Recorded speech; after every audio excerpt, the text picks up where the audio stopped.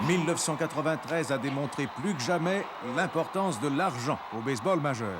Une équipe championne se battit aujourd'hui à coups de millions de dollars. En 1993, pour la première fois de l'histoire, une équipe a une masse salariale de plus de 50 millions de dollars, les Blue Jays de Toronto. L'acquisition à gros prix de deux joueurs autonomes, Dave Stewart et Paul Molitor, les aide en premier lieu à s'assurer le championnat de la Ligue américaine.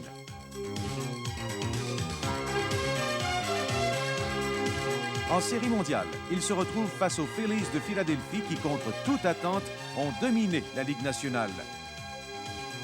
Au premier match de la série, Toronto démontre sa puissance face à Curt Schilling. 7 points contre ce partant dans une victoire de 8-5. Toronto frappe 2 circuits, ceux de Devin White et de John Olerud.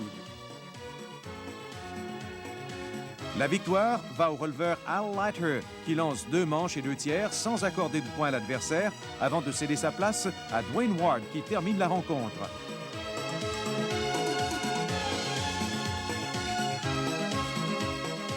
Après avoir vu Philadelphie gagner le deuxième match à Toronto, les Blue Jays s'amènent à Philadelphie.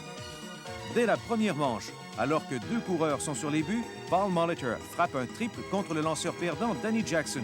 Cito Gaston a décidé avant le match de remplacer le premier but de John Olerud par Molitor, utilisé jusque-là comme frappeur désigné. Une règle interdisant d'utiliser un frappeur désigné à Philadelphie, Gaston a tout de même inséré le nom de Molitor dans l'alignement. À la manche suivante, Jackson accorde un circuit à Molitor, qui aide les Blue Jays à prendre une avance de 2-1 dans la série.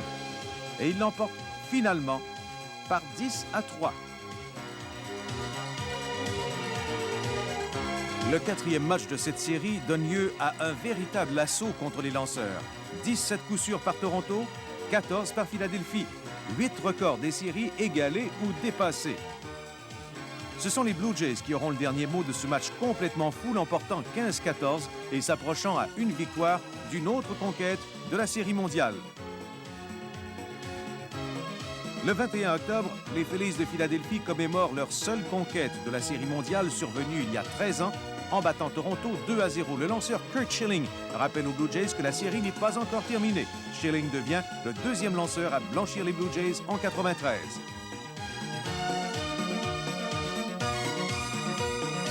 Dans le 6e match, devant 52 000 spectateurs au Skydome, les Blue Jays marquent 3 points dès la première manche. Leur premier lors de ce triple de Paul Molitor, qui sera d'ailleurs nommé le meilleur joueur de cette série mondiale. 12 coups sûrs en 24 présences au bâton. Mais tout se joue à la fin de la 9e manche. Philadelphie mène alors 6-5.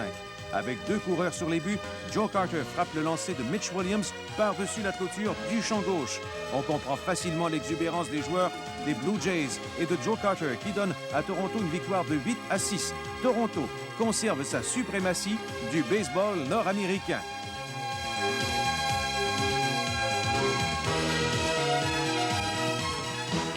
Les Blue Jays sont la seule équipe depuis les Yankees de New York en 1978 à gagner 2 fois de suite la Série mondiale. Quand on pense que 12 joueurs de l'équipe championne de 92 ont quitté les Blue Jays avant la saison, il faut bien voir l'évidence et rendre hommage aux dirigeants de l'équipe et à l'entraîneur Cito Gaston. Les Blue Jays de Toronto, les grands champions du baseball majeur de 1993. Un autre défilé de champions dans les rues de Toronto pour les Blue Jays et leur entraîneur Cito Gaston.